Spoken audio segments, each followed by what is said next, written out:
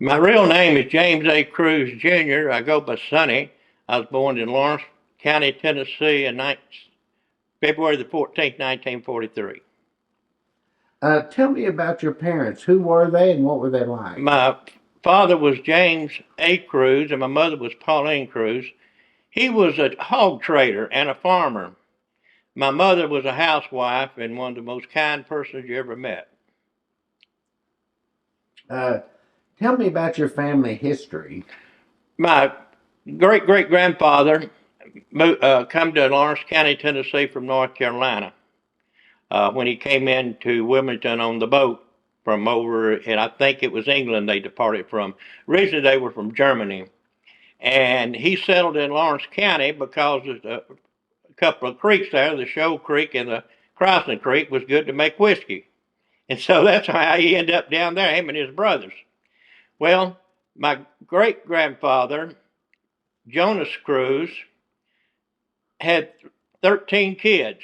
Most of them died when they was real young, but my grandfather, which died in 1938 before I was ever born, they owned the David Crockett home place. My great great grandfather bought that back in 1869, and we all got our water, three brothers up through there out of the David Crockett spring, and it was piped up through a pump and then up to the houses, which spread roughly maybe a little over a quarter of a mile. The houses were. Um, my great grandfather didn't. He married. He was a school teacher and a Methodist preacher. He met my grandmother as a student. He was 40 and she was 20 when they got married. And he was a real godly man. He preached as well. He raised five boys, all of them outlaws, loved to drink that whiskey, and he didn't ever take a drink in his life. And he died of pneumonia back in February of 38 and so forth. My grandmother Cruz, she stayed at the home place there, and it caught on fire in 1962 or 3 and burnt down. And they rebuilt it there, and she passed away a year or two later with a heart attack and so forth. But we grew up as farmers, and my daddy would trade hogs in all the counties around there. And when I was 12 or 13, I used to ride during the summertime with Dr. Nance, and I decided I was going to become a veterinarian. I had my little bucket chain. If I couldn't get a hold of Dr. Nance, I could pull a calf quicker than you could ever snap your fingers. And I knew how to go up there and get those pigs out of their sockets and any kind of animal and so forth, because I'd watched Dr. Nance. And I'd watched him, and his sister was the dean of admission at Auburn University. And after 2 years back then, if you went to college, you could get accepted to vet school. And they took about 8 or 10 out of Tennessee because back in the 60s, there's only one vet school really in the South, and that was Auburn University.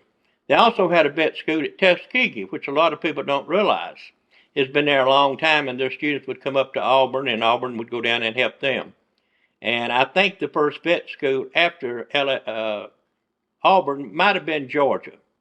And then it went along to all of them from Florida to Georgia to Tennessee to Louisiana, Mississippi, all had vet schools and so forth. So my goal in life was to be a vet.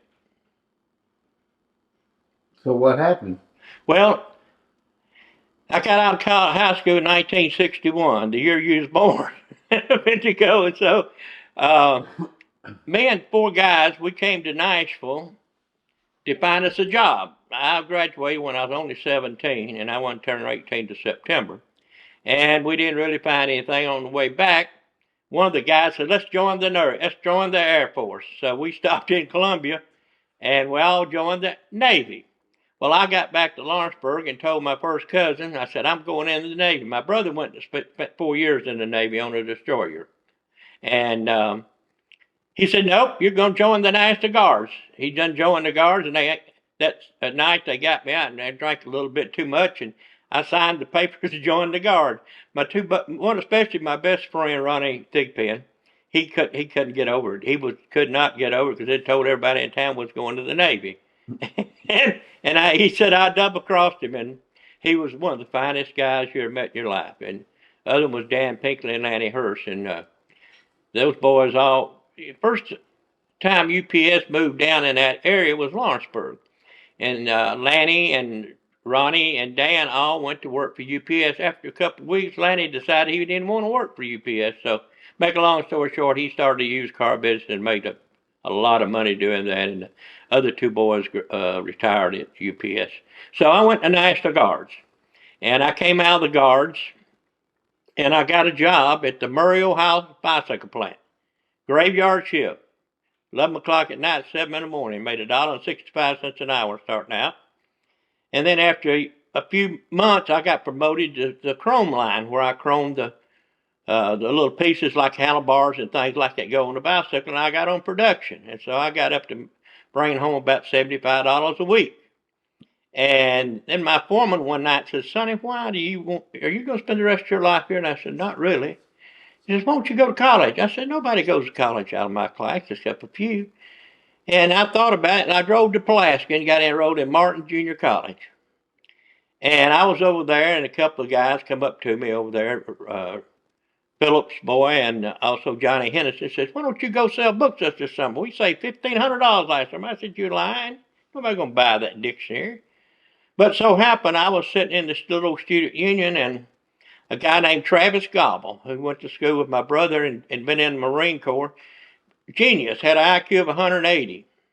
Later went on to law school and became a very successful lawyer, but he was a renegade, got all kinds of trouble. But make a long story short, so I came in, they invited me to an interview. This was in April. A guy named Tate Rogers came down there, and he said, went through the thing, and I said, man, he said, guess how many books you could sell? I said, Lord, I think I could sell at least 15 of them a day. And he said, you'll make $5 a book. I said, oh my gosh, that's $75 a week. That's more than I'm bringing home.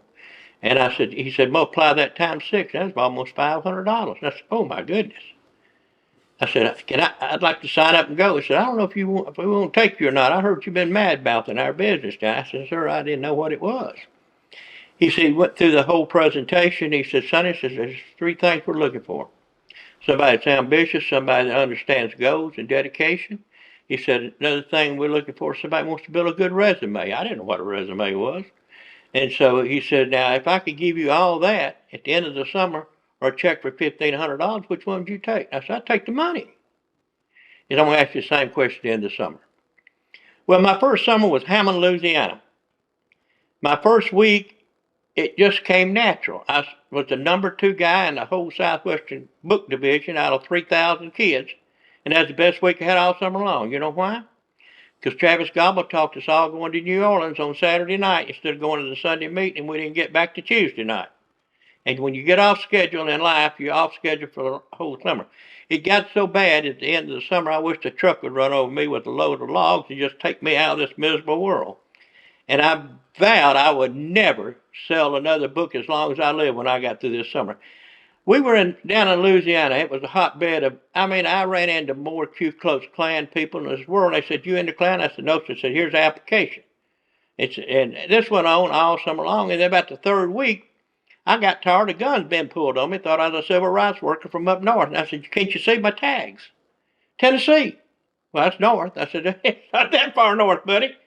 And I said, I called my sales manager up, and I said, I'm tired of this, Tate. I didn't know you could quit. He said, what's your problem? I said, everybody looks at my tag and says, Sonny, you're a civil rights worker. And I said, no. He said, go up to Meet, Louisiana, which is the county seat, a little town about 1,200. Get you some Louisiana tags for $5. So I went up there and bought me some Louisiana tags. They didn't bother me the rest of the summer. We were in the middle of the whole, you wouldn't believe what we saw that summer. You go down a road and so forth, there'd be a church burn. He first put us into Covington, Louisiana. Well, that next morning, they was marching in the streets, and the black deputy sheriff, there was a special on TV about he got ambushed and killed. And we called him up Sunday afternoon to his home. We had his number. He gave us his number at home and told him what was going on. I said, we need to go back home. We don't need to be doing it. He said, where are y'all at? He said, Covington. We said, Covington. He said, you dumb asses. I told you not to go there. I told you to go to Hammer. Oh, okay. So when you get over there, you find Mr. Roy Cachero. His nephew had sold books, and he owns a drugstore there. So we got over and found Mr. Cachero, about a 6'5" old Cajun. Oh, yeah, boys, I got a place for y'all. I got an old fraternity house on the Southeast Louisiana University campus, $6 a week. I'll put y'all to bed in there. That's all you're going to need, ain't it? And I said, yes, sir. I said, we ain't going to do no cooking. And we were dead broke. So the next morning, all between us guys, we might have had $10. And we went to this little restaurant. We looked at the menu, and we could all get breakfast for about $2. And that coffee, oh, it's just like syrup. I said, what in the world is this? That's Cajun, that's Louisiana coffee. Chicory. And I said, what the hell is chicory? And while I was there, this young lady in high school walked up sweating on us, and I went outside and got my dictionary and made a demonstration. She bought one.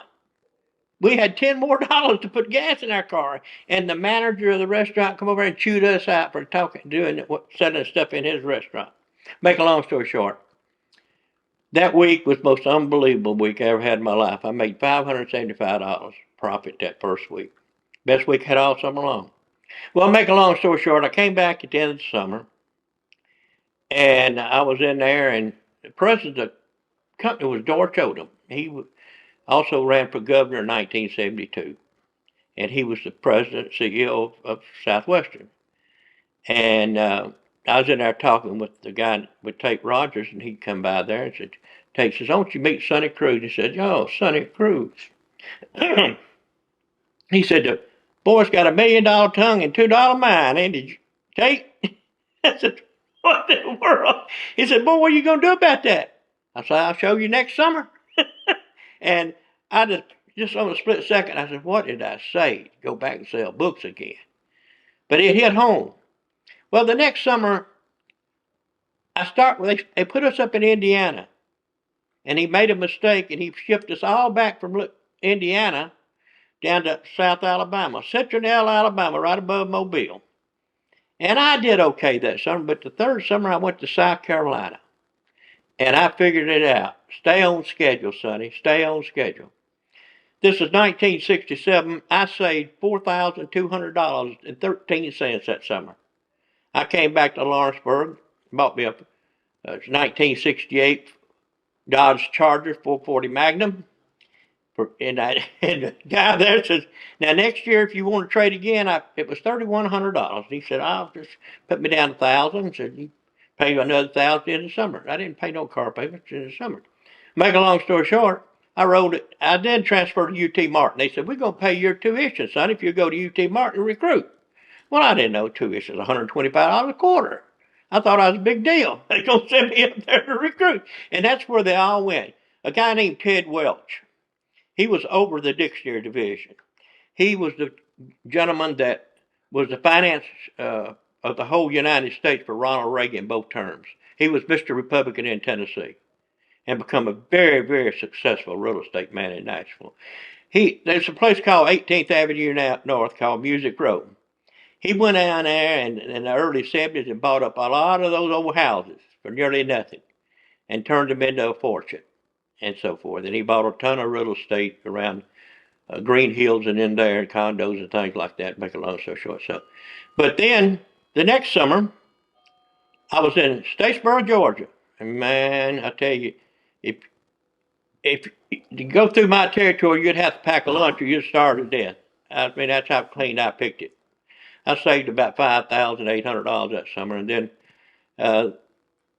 that spring or December, me and my best friend, Chuck Criswell, he'd got married, and he came back up to college. He's from down in a little town called Trenton. And I'd been dating Nancy for about 3 or 4 months, and we went to see Fistful of Dollars. Went over to the theater in Union City, and we'd been drinking a little bit too much that day. We had initiation in fraternity. I was a fraternity boy. I was a Pike. And all of a sudden, I proposed. Well, I didn't really remember I proposed till the next day, and everybody started congratulating me. I said, Lordy mercy me. Scared me to death. And wasn't that I didn't love her. I said, Lord, I can't hardly take care of myself. I'll be dead broke time the summer starts. Because I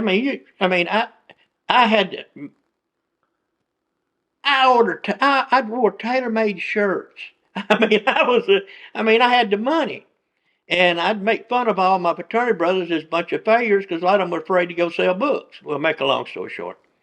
So that summer, I got married in March 21st, 1969. And when I went to the book field, I think I had $25 to my name. And they had convinced me then to recruit. I wasn't much of a manager. I was interested in selling books. If they called me up and said, "Oh, I'm having all this trouble," I said, "Go get a bus ticket and go home. You ain't gonna make it. You ain't tough enough."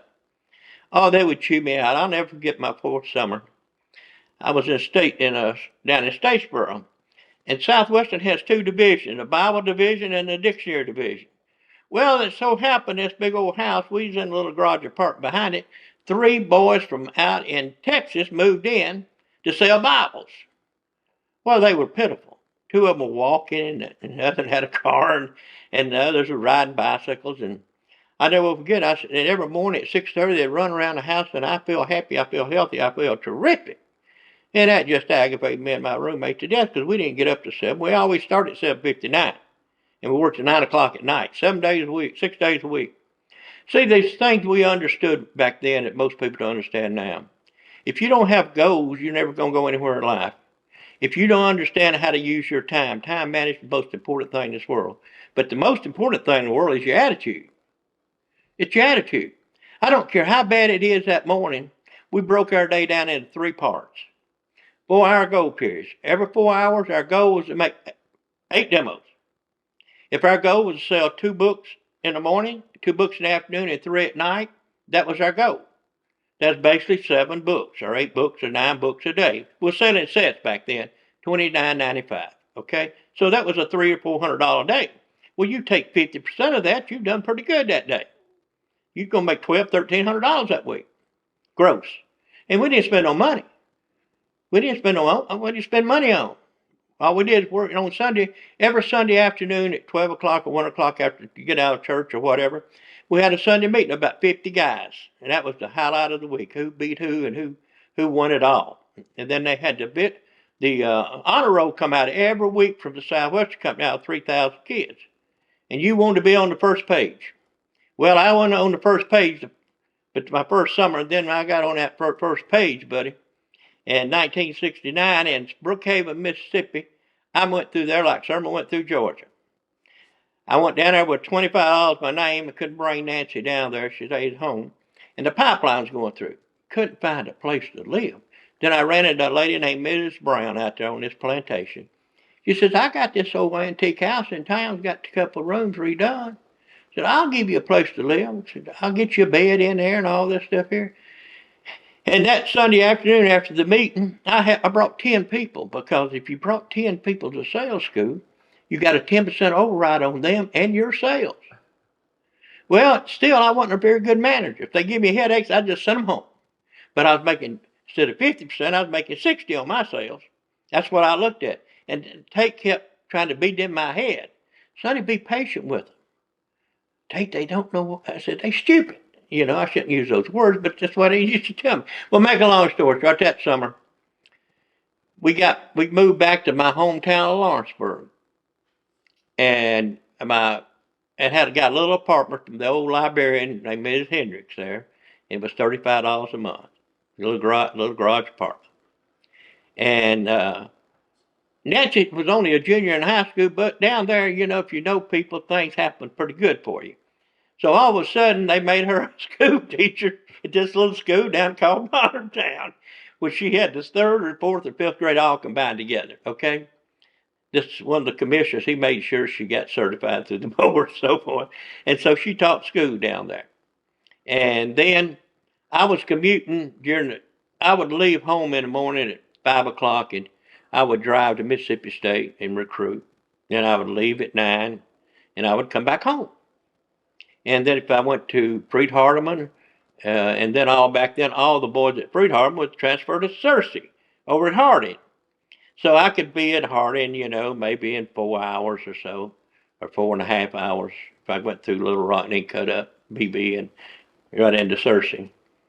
And then, but I also had a lot of kids out back then. I only worked a few schools. Now, I also decided to go down to this little school called Etowamba Junior College in Mississippi, right on the Alabama-Tennessee line, right around pretty close to Tupelo.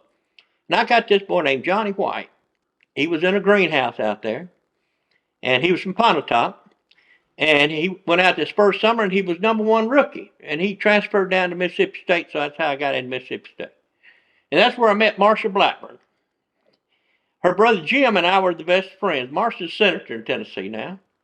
And I'll never forget, I call her Little Banny Rooster because she's a short gal. And she's the first girl to go sell books at Southwestern. And she told me I couldn't be at Mississippi State. That's her school. And I ran into her about a year ago, and she's down at this restaurant down here. We're trying to get a bypass here. She was on the transportation committee, so she was here with meeting our mayor trying to get the money to put in a bypass. This place is exploding. We moved out here 1973, 1st of January. There was 1,200 or 1,400 people here. Now we got about 80,000. Okay? It's unreal. It's where everything's coming. Okay? We ain't but 10 minutes from the airport. But make a long story short, that summer was unbelievable. So basically we came back from that summer, and Southwestern had sold out the Times Mirror, and my sales manager and most of the guys over there didn't have any stock in it. Now Ted Welch did, and Dortch, and a couple other guys, Richard Pena, who was the CFO of the Southwestern. And they all got mad, and a lot of them quit. So my sales manager, he brought me over to meet Sam Moore. And they had this little old company called Thomas Nelson. They just brought it to Nashville. Mr. Moore had a little company called Royal Publishers. When I went to work for Mr. Moore, he had 18 employees. He sold out in 2008. We had 1,150. We're the largest Christian publishers in the world. They wouldn't build Liberty University today if it wasn't for Sam Moore. I went up there, and Sam made me go up there with him to recruit some of Jerry Falwell's boys at Liberty.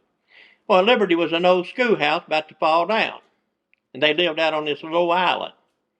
And Sam and I got into this old beat-up SUV Suburban. Jerry Falwell was the most honest human being that ever lived.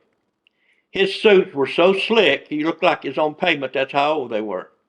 And him and Mr. Moore, they drove out there, and he said, "Brother Sam," he said, "Yes, Brother Jerry, I'm going to build this university here."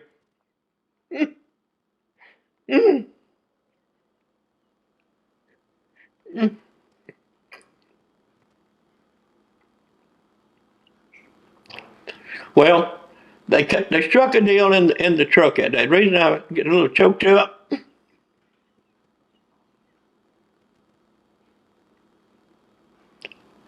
I think Sam Moore. Take your time.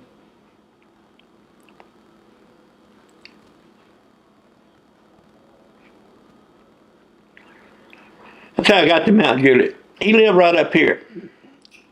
And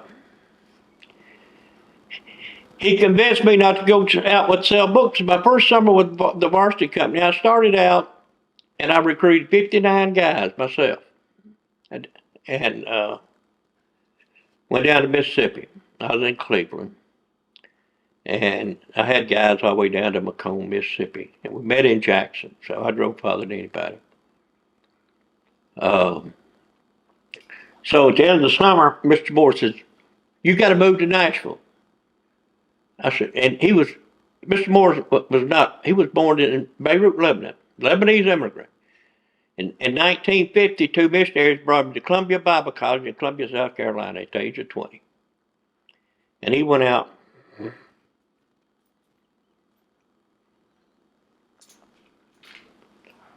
And sold books. Saved $1,300 that summer. It said someday, and his whole goal was to be a banker in New York. Well, from there he did some graduate work at University of South Carolina. And he got a job at Chase Manhattan, making $4,100 a year. And he flew back home and told his daddy. This is after he'd been in the book business about 5 or 6, 7 years. What he was doing, and very, very proud. He had a little office there and everything. His dad said, "Oh, Sam, you're a crazy American." He said, "You made $12,000 last year set with books. And here you are going to work for how much?" And Mr. Moore came back, resigned, and went back down to Columbia Bible College and developed a family Bible. Him and the head of the Bible department. And he went out door to door. he went to military bases and got a first sergeant to sell it. We had a deal set up where they would buy his paper. You paid $5 a month for 6 months for that Bible, big family Bible. He took all the pictures of the Holy Land and all that's in the Bible, okay? And he got these first sergeants to sell it, and they'd sign a note for 6 months, and they'd pay off $5 a month. And he'd sell the paper, discount the paper, and that's how he got started.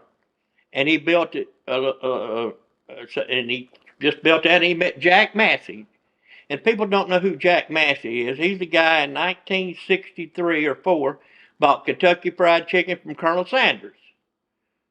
Colonel loved to drink, and Colonel got mad because they'd built a, or you got my old tape. There's out of, they put a big Interstate 75 through his chicken house in Somerset, Kentucky. And the way Colonel Sanders got started, he'd go to your restaurant, and he'd go in and he'd take his pots and pans with him and his ingredients, and he would cook up a batch of chicken.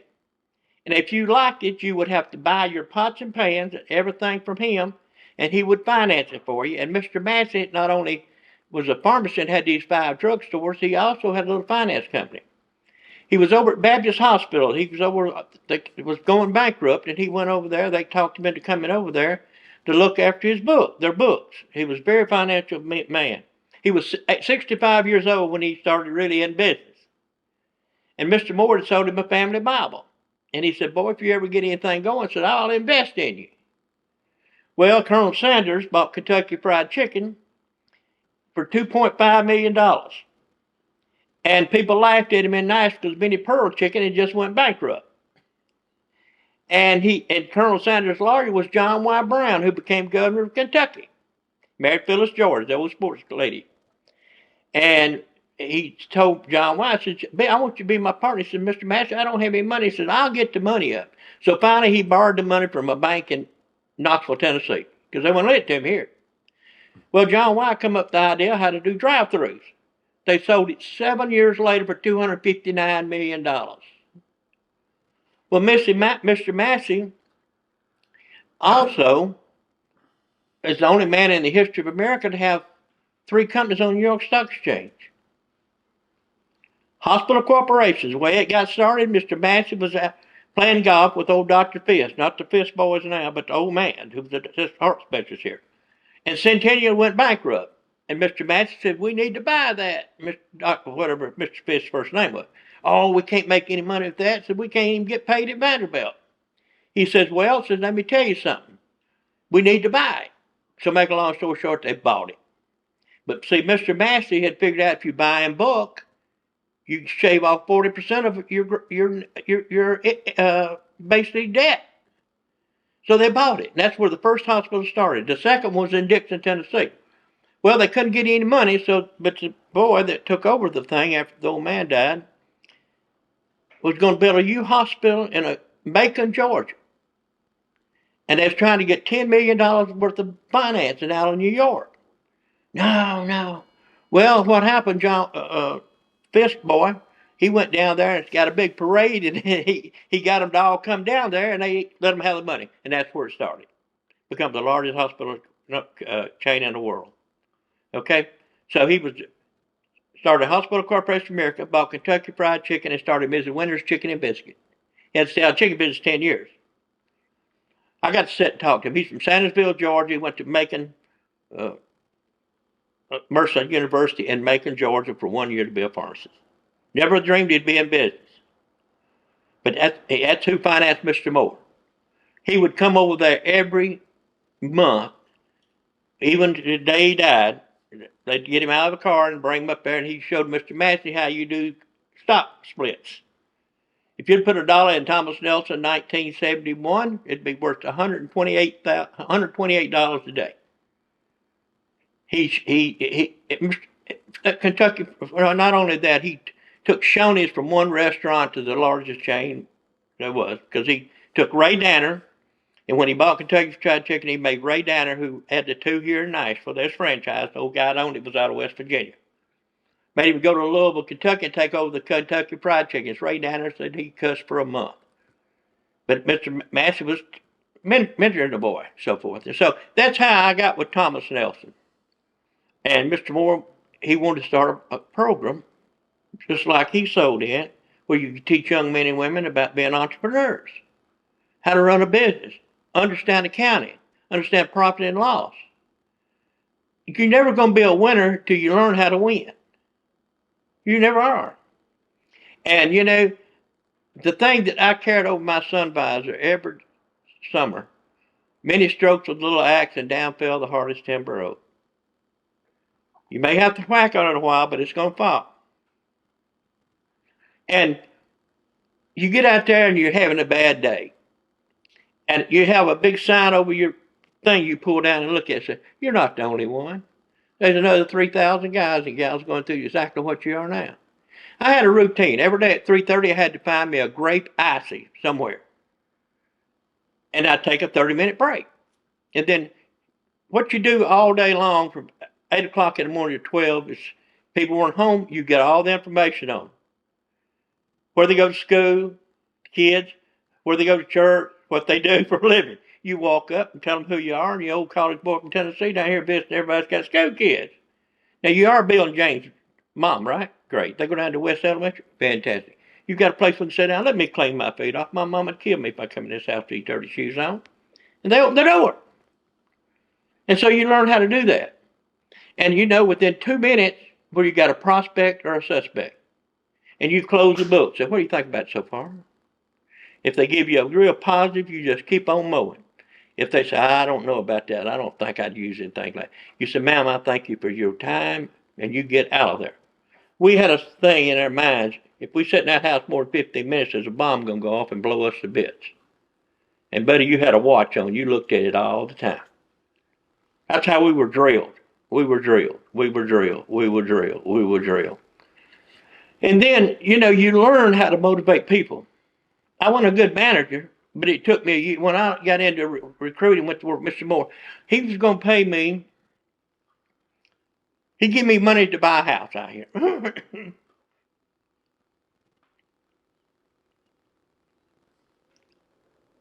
And I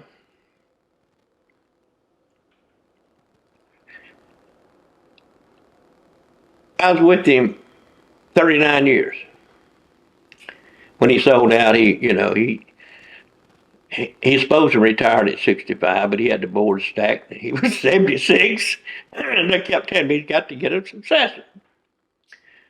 Well, he put him in a puppet, he thought, but he didn't understand once he went to CEO, he's chairman of the board. So he was on the New York Stock Exchange. He started out here with nothing. 18 employees when I went to work for him.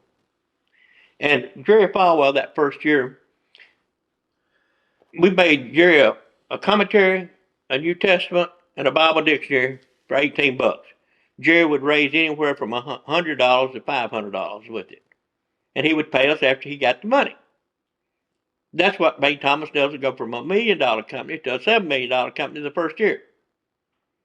And then it went wrong. We would, at our peak, was doing $420 million a year. What we were known for is the New King James Version. Took them 7 years to bring it out and Zondervan had done an NIV and sent to every Baptist preacher in this world before ours came out. The New King James takes the modern English words and translates it for you. It has a encyclopedic index in the front of it. It takes every person's thing, anything in the Bible that tells you exactly where to go. If you want to know about faith, if you want to know about baptism, if you want to know about giving, if you want to know anything, you go to that encyclopedic index. I got one right here. And it'll tell you passage and verses and so forth. It also refers any subject you're studying. There it is. It's called Encyclopedic Index. Unbelievable. So that's how I got there. And over the 30-something years, I worked with probably 15 to 20,000 college kids. At the end, in the late 60s, my daughter, Camille, she saved $13,000 her first summer in 11 weeks. Her second summer. She had a 10-man team, too. And I got into this Christmas tree business back in '76. And I had all these college kids wanting something to do. So they'd get out of school a month earlier from Arizona State or LSU or North Carolina or wherever. They'd come in. I'd let them run a Christmas tree lot. I had 13 of them things. I was moving 10 to 11, right at 10,000 trees in the summertime and at Christmas. But bring them out of Michigan. I'd go to the farms and buy them up there. I learned a long time. When I first went and did it the first year, I bought from a wholesaler. Well, I didn't make any money. I made $200. All that work. Then I figured out to go to the farms and buy them. So I'd go to Michigan, the tree I was paying $13, $14 for, I was buying for $6 and $7. Then it's cost me about 70 cents a tree to get them brought down here. And so I had them from here all the way to Bellevue, where you're Berkeley, 13 of them. And then about 12, 13 years ago, I got out of it for a while, and I gave it to a boy named Jim McLeod.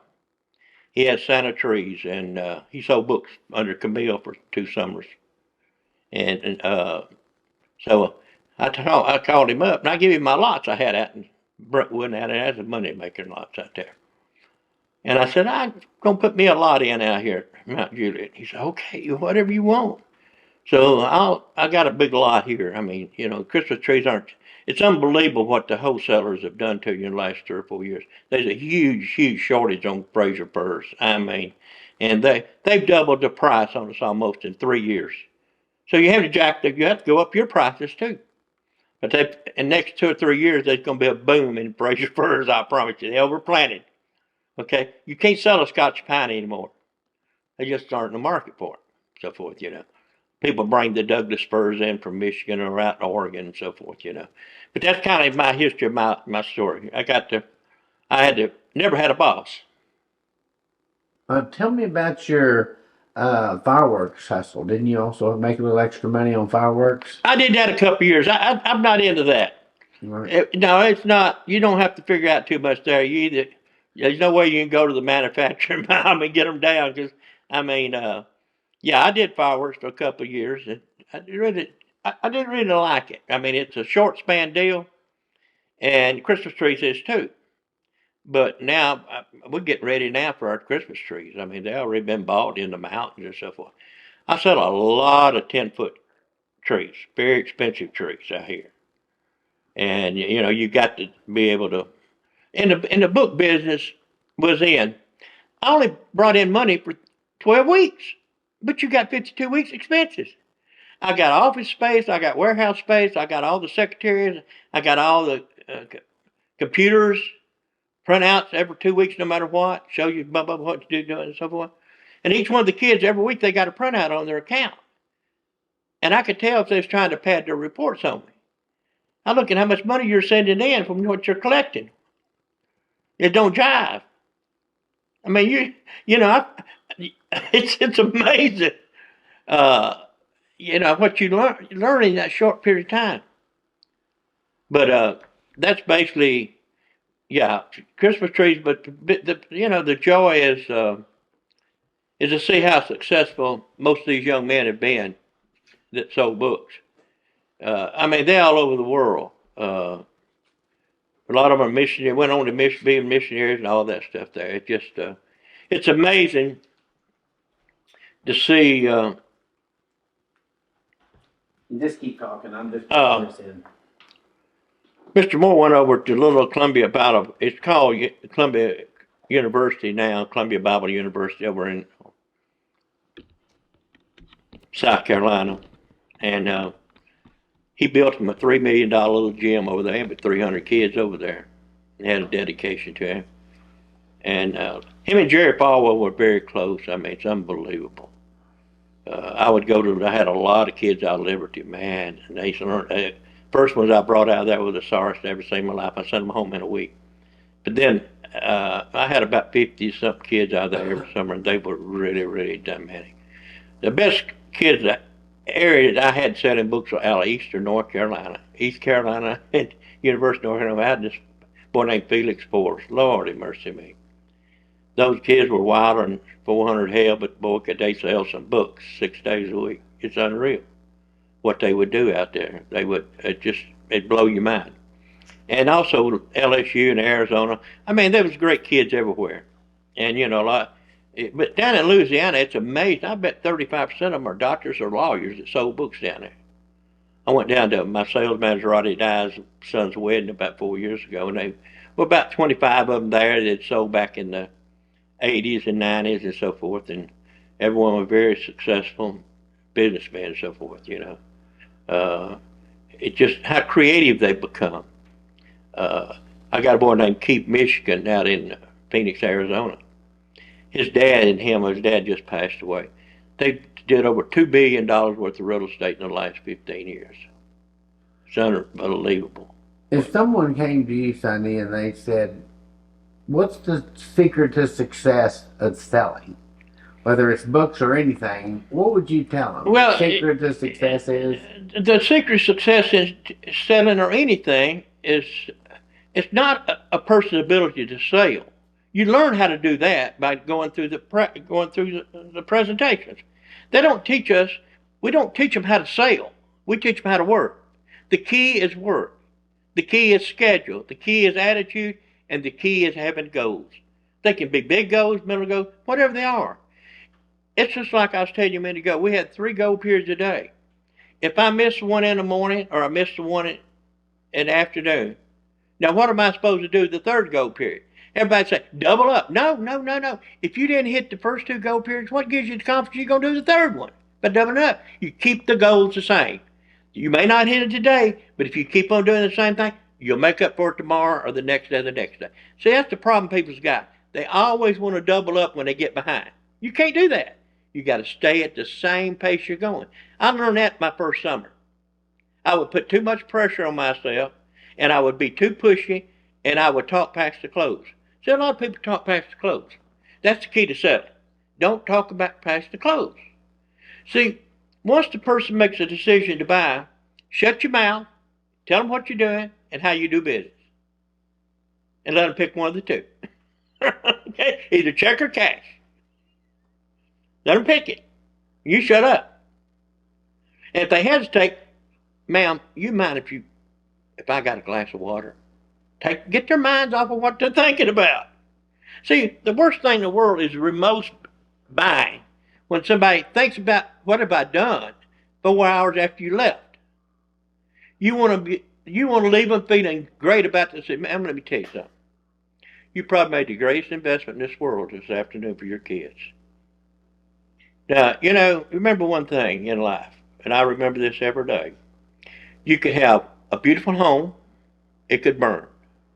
You could have all this money and make bad investments and lose it all. But the one thing it can never take away from you is a good education. It's there for life. Don't forget that. And the investment you made is going to ensure you give all the tools you possibly can to those kids to do well. If they don't, it's not your fault. So you can go to bed at night and sleep very well. One last thing here. If someone came to you and said, Sonny, I'm thinking about starting a business. What's the key to success? What would you tell them? Well, the first thing you got to know is what kind of business you're going to go into. Okay? What expertise do you have in that business? If you don't, you hire somebody that does. The key to starting a business is getting to surround yourself with people that can make the difference. That's the whole key. I'm not a genius. I watched what other people were doing, and I took that and I added to it in my own way. See, Sam Moore, he was a genius that come to business. He would look at what people were publishing, and he would look at that and he said, how can I make that better? What kind of tools can I give them? That's where this psychic peak index comes from. People says, where can I find out about giving in the Bible? Hold on a minute. Let's look that up. It's just like this here. Talk about translate. That's the key to starting a business. You're not the key. The other thing you got to understand if you're going to start a business of any kind. 95% of all businesses are going to fail. You know why? Lack of capital. You got to have the capital. If you don't have enough money to go through your first year or two or be able to line up the money, you're probably going to strain, and what happens then, what gets a hold of you? Your self-confidence. You begin to doubt yourself. You know, the biggest killer in life is doubt. If you don't, if you don't know the answer, don't make it up. Ask somebody that does. I come up with a lot of creative things. It wasn't mine. I saw what other people was doing. I said, oh, if I could just do this here and add this to it, it'd make it more equal to the sum I want. That's the whole key to starting a business. When Sam Moore started, he started with one family Bible. And then he realized in 1984 or 5, you got to publish the hardback books. And we got an old guy named Robert Schuller, which I really don't like, to be honest with you. He did this book, Tough Times Don't Last, but Tough People Do. That was the #1 seller. And Sam realized it only took about $1.65 to make that book, and about 7% royalty.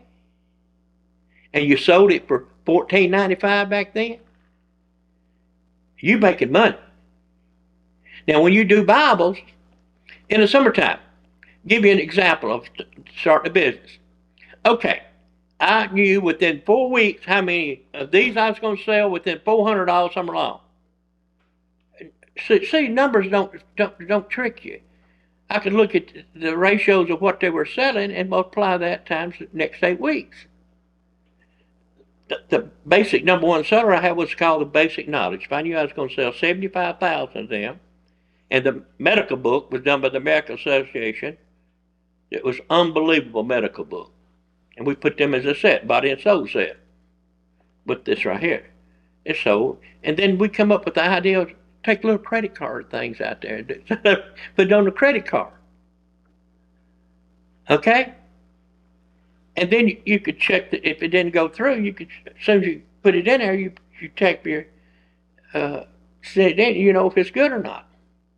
So that the key is when you start a business, you got to have a good plan. You got to have a plan.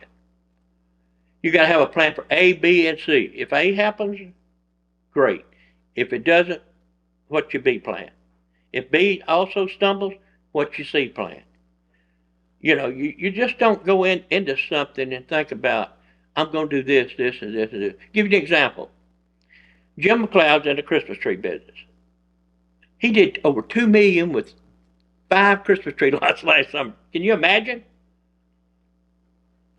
He lost money his first 2 or 3. I used to furnish some trees. And he just paid me when he sold them. I mean, he didn't have to go put the money up front. But now, anything I don't sell out here, he's going to take them back. I ain't buying them. I give him all that business out there. Okay? And he's a great, great guy. I mean, a fantastic guy. He spent his first summer in, we was talking about Covington, Louisiana. That's where he spent his first summer, selling books in Covington. So forth, you know. But that's the key to success. The key to success is really, understand your business. You know, most people will go out here and they'll start them a Christmas tree lot. They're going to go broke. I guarantee you right now, if you don't know, you can't go to the fields and buy them. You're going to go broke going to a broker. There ain't no way. If you had to put it down into one short sentence, what would you say the key to success in business is? First is attitude. Second is finances. Third is know the area business you're going to go into. If you don't know it, you ain't going to be successful. Okay? Everybody can come up with a worm farm, but if you don't have worms to know how to make them live in that, you're in trouble. I mean, it's just like Sam Moore used to say. He had a great saying, don't bring me problems, bring me solutions. That was on his door. And that old Lebanese accent. Unreal. I'll never forget, we had Ronald Reagan come in to speak to us in 1976. We have a awards banquet every year. And Ronald Reagan came in. And Mr. Massey got him in here. Okay? And Mr. Massey was a big Republican donor. He got in. He didn't come in free. I think we had to pay him about $10,000. But he came in. He got in about 3:30 that Saturday afternoon. Bank was at 6. and we was all back there in the room with him. He had that little rouge under here, had on them cowboy boots, had one-liners after another, had us, oh, we just sat there and cracked up for 2 hours. And he got up that night and after, the top 20 first-year people that are 25, we would give them a plaque. Everybody got something. See, it doesn't mean if you start a race and you come in last, you're a winner. You finished. People's got to understand that. Okay? Everybody can't be number one, but you can always be a finisher, and you're going to win if you finish. You're going to learn from what happened to you. You're going to learn from your mistakes. And that's another thing I would add to start that business. You've got to learn from your mistakes. Don't repeat them. Don't be stupid. Okay? Don't be hard-headed. If you're wrong, you're wrong. Figure out how to do it right.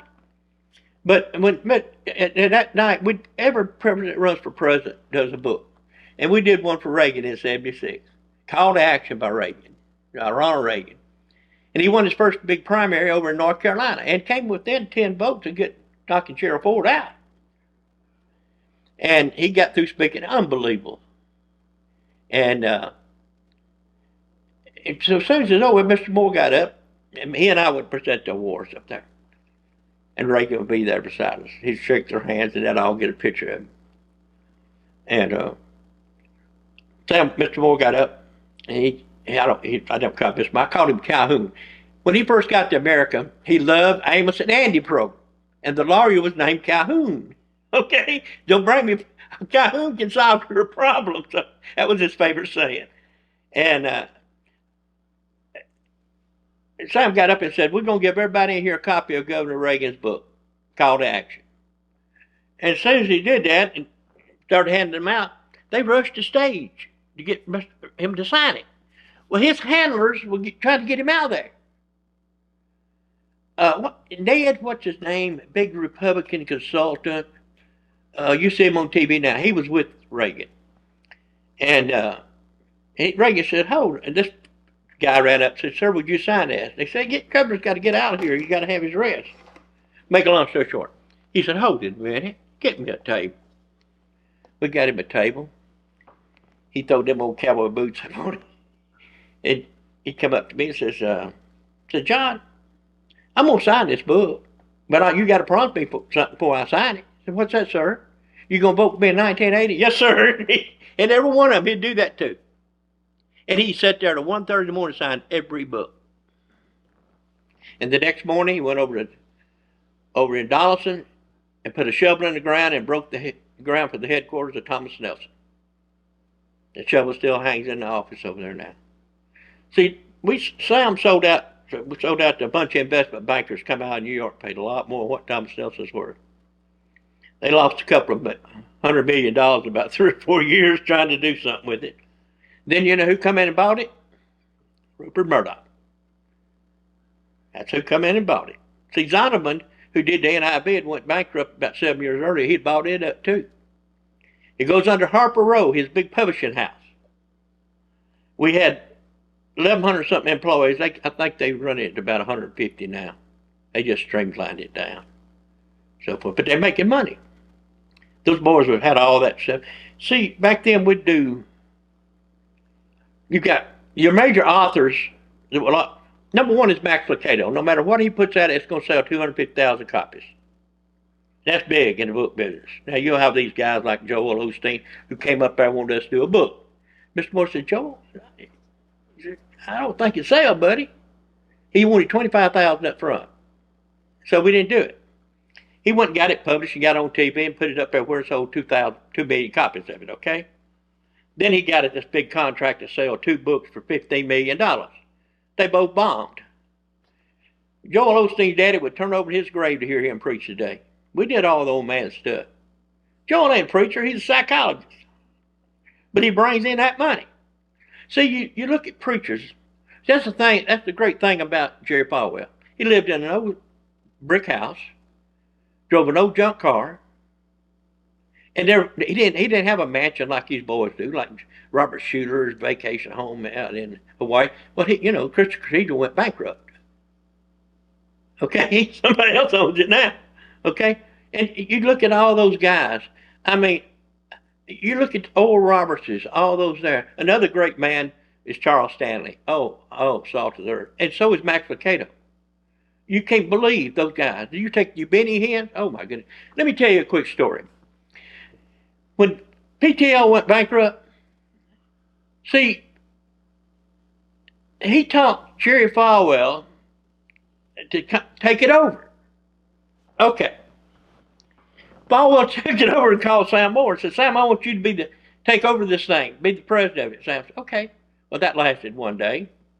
The board got a hold. Said, Sam, you can't do that. I said, Jim Baker? No. Okay. The following Saturday, I drove into the office today. It was in the springtime. I'd come in from out in Arizona recruiting.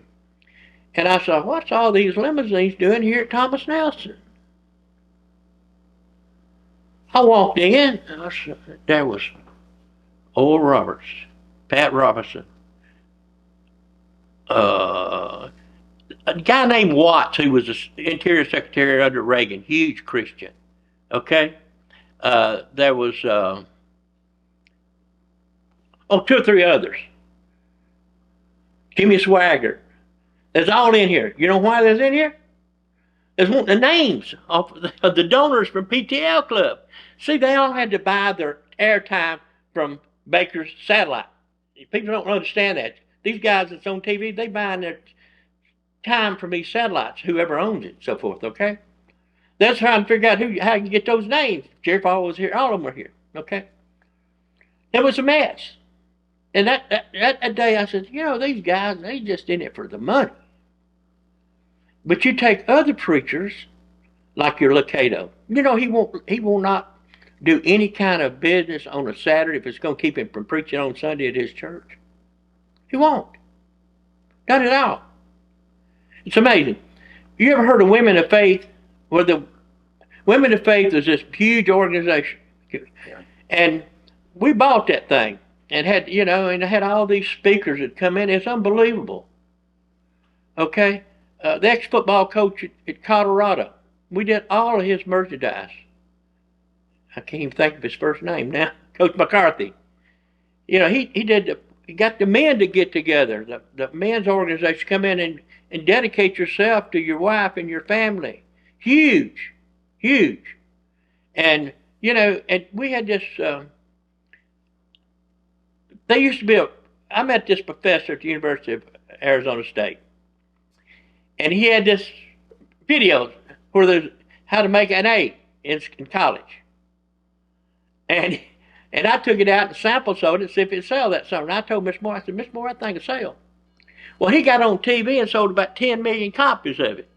And we got all that royalty on that thing. Okay?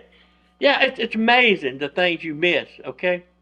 But the reason why I sampled them, he got me a room at Arizona State when you couldn't get a room to interview in, so I told him I would do it. And he would come in and speak, and he was very dull, but where there's a will, there's an A. That's the name of the little set of tapes. And so he had these movie stars on TV promoting them that summer.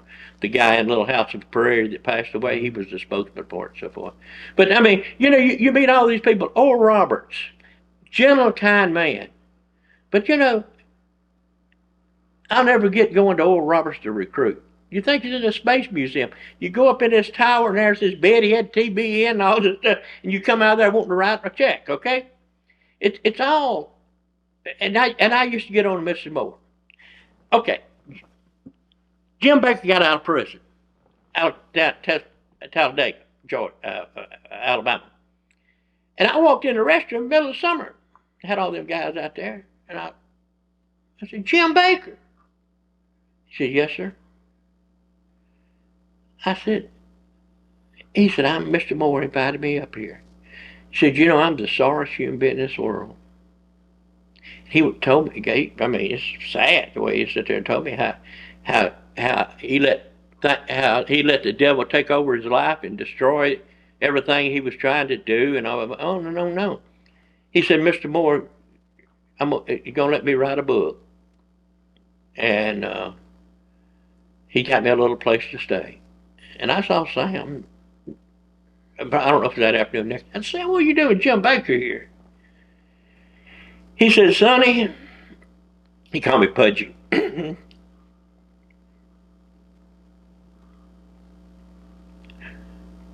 He said, I'm not the judge. But said, you know, when I first started in business, Jim Baker bought a lot of stuff from us. And Tom, you want to be sitting here today with people like that? And yeah, of course he did wrong. He got punished for it. He's going to be punished the rest of his life on this earth. But if you can't help your fellow man, don't throw stones, Sonny. Your house may be glass too.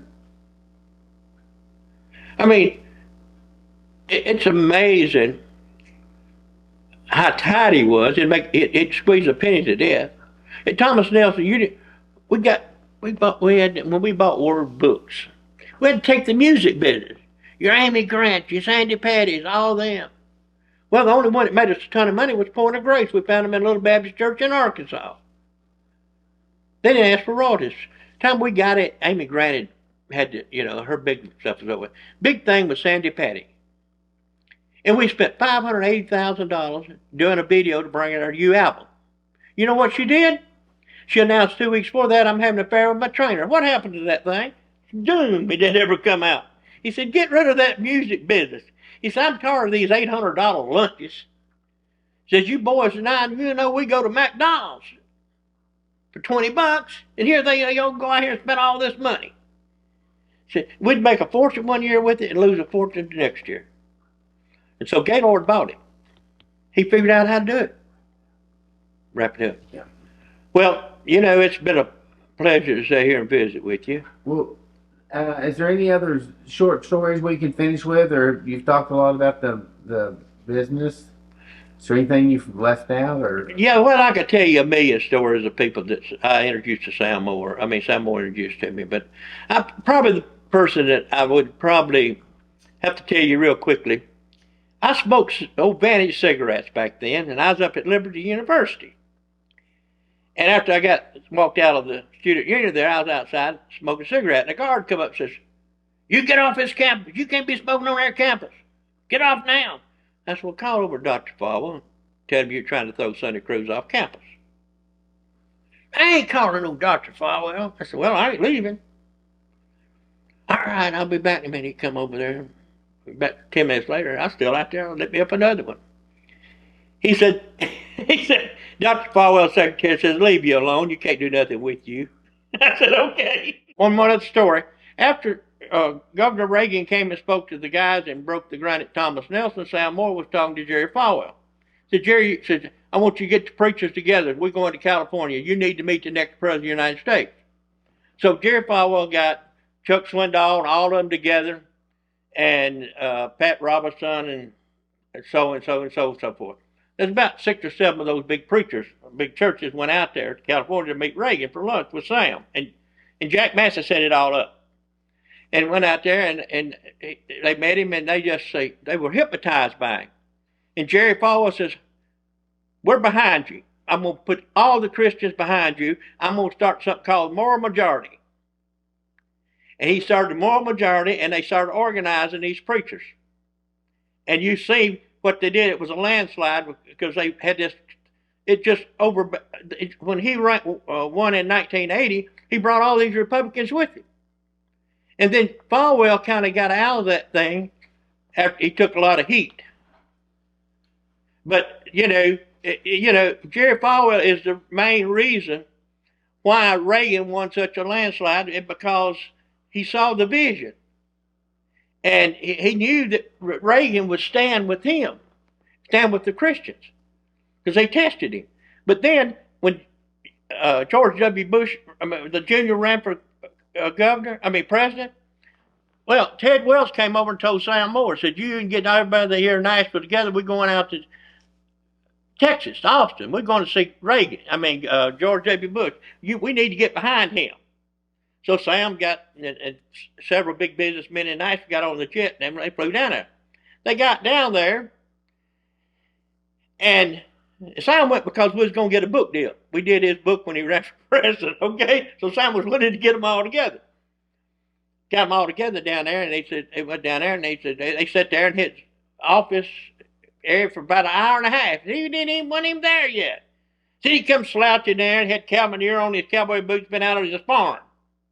He sat down there and he said, we want to ask you a question, Governor. He says, what would you do if somebody lied to you? He said, I'd never trust you again the rest of my life. If you're going to lie to me, you'll lie to anybody. And Sam said, we sat there and we looked at each other. He said, how much you boys going to write the checks for today? So I said, we sat there. So I wrote down $20,000. Said the rest of them sat there. Some of them give more than I give and so forth. Said old Ted Welch just grinned coming back. Said, boys, he's going to be your next president. He said, Sam Moore, you're probably going to make a couple $1 million off that book you fixing to do for him too, aren't you? Sam gave the sound agreement that day down there that he would publish his book. You know, because they all do a book before they run for president and so forth. So that's the two stories. The moral majority is probably the most fascinating thing I've ever seen happen because of Jerry Falwell and Ronald Reagan.